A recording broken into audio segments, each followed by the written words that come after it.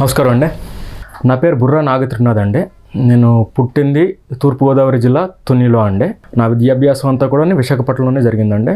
జనసేన అధికార ప్రతినిధి మరియు పబ్లిక్ పాలసీ విశ్లేషకులుగా అంటే అఫీషియల్ స్పోక్స్ పర్సన్గా జనసేన పార్టీ అధికారికంగా ప్రకటించింది. ఈ సందర్భంగా పార్టీ ఎదుగుదలకు మీరు చేయబోయే కృషి. పవన్ కళ్యాణ్ గారు చాలాసార్లు చెప్పారు, పాలిటిక్స్లో ఒక న్యూ బ్లడ్, ఒక ఫ్రెష్ థింకింగ్ తీసుకొస్తానని. అతను ఏదైతే చెప్పారో అదే చేస్తున్నారండి ఈరోజు. దానికి బెస్ట్ ఎగ్జాంపుల్ మీ ముందు నేనే. పవన్ కళ్యాణ్ గారు జనసేన భావజాలం బాగా నచ్చింది. ఆ 7 సిద్ధాంతాల పట్ల ఆకర్షణ చెంది నేను కూడా వాలంటరీగా చేసేవాడిని. సో నేను 2019 జూన్లో నా చదువు పూర్తి చేసుకుని ఇండియాకి రావడం జరిగింది. అలాగే 2019లో రాగానే ఆఫీస్ని రీచ్ అవుట్ అవ్వడం, పవన్ కళ్యాణ్ గారిని కలవడం.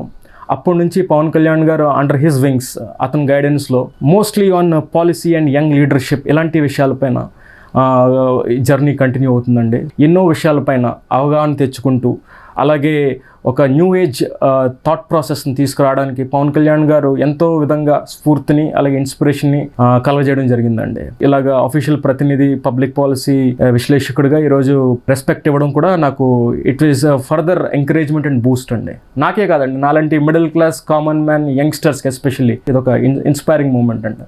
సార్కి పాలసీస్ మీద అంటే మంచి పాలసీస్ రావాలి సొసైటీ కింద ఎప్పుడు సార్ తాపత్రయం. సో అలాంటి విషయాలపైన పవన్ కళ్యాణ్ గారు మాకు ఫస్ట్గా నేర్పించింది ఏంటంటే చాలా బాధ్యతగా ఉండాలి. మన గ్రౌండ్ వర్క్ ప్రిపరేషన్ చాలా బలంగా, చాలా గట్టిగా చేసుకుంటూ వెళ్ళాలండి. సో ఇప్పుడు ఫర్ ఎగ్జాంపుల్ మొన్న సిపిఎస్ విషయమే తీసుకుందాం. ఇప్పుడు సిపిఎస్ విషయం మీద గత ప్రభుత్వం ఏముందో మనకు తెలుసు. మన పవన్ కళ్యాణ్ గారు అతని స్పీచ్లో ఏం చెప్పారో తెలుసు.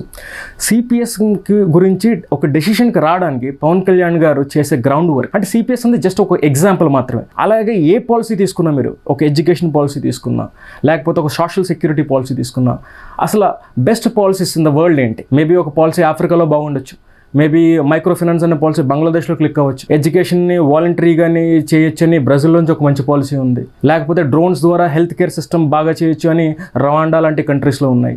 సో ఇలాంటి బెస్ట్ పాలసీస్ గురించి రీసెర్చ్ చేయడం, కానీ బెస్ట్ పాలసీ తీసుకుని వచ్చి ఇండియాలో ఇమిటేట్ చేయడం ప్రతిసారి కుదరదు కదా. అది మన ఆంధ్రాకి ఎలాగ మనం కస్టమైజ్ చేసుకోవచ్చు, మనం ఏం నేర్చుకోవచ్చు అని పాలసీ పరంగాని, నాలెడ్జ్ పరంగాని, అలాగే ఎక్స్పర్ట్స్ అంటే రిటైర్డ్ ఐఏఎస్ ఆఫీసర్స్ నుంచి, ప్రొఫెసర్స్ నుంచి, సైంటిస్ట్ నుంచి, ఇన్ఫ్యాక్ట్ 2-3 సందర్భాల్లో అయితే నన్ను అతను డైరెక్ట్గా నాకు ఫెసిలిటేట్ చేశారు. నేను వెళ్ళి వాళ్ళని సార్ తరపున నేను వెళ్ళి వాళ్ళని కలిసి వాళ్ళ దగ్గర నుంచి ఇన్పుట్స్ తీసుకుని వచ్చి మళ్ళీ అవి బోర్డ్ రూమ్ తీసుకుని వచ్చి సార్తో పాటు కూర్చుని ఇలాగ ఎక్స్పర్ట్స్ అందరూ కూర్చుని దాని మీద బ్రెయిన్ స్ట్రామింగ్ చేసి, అంటే బయటికి ఏమీ కనిపించవండి. పవన్ కళ్యాణ్ గారు ఒక మాట మాట్లాడుతున్నారు అంటే కొన్ని నెలలు, కొన్ని సంవత్సరాలు రిగ్రెస్ వర్క్ జరుగుతుందండి, చాలా రిగ్రెస్ వర్క్ జరుగుతుంది. సో మీరు వినే ఉంటారు చాలాసార్లు, కళ్యాణ్ గారు చెప్పారు, నాకు అధికారం అంటే అది ఆభరణం కాదు, బాధ్యత. Politics is a national service అంటారు, and he mean by every word of it అండి.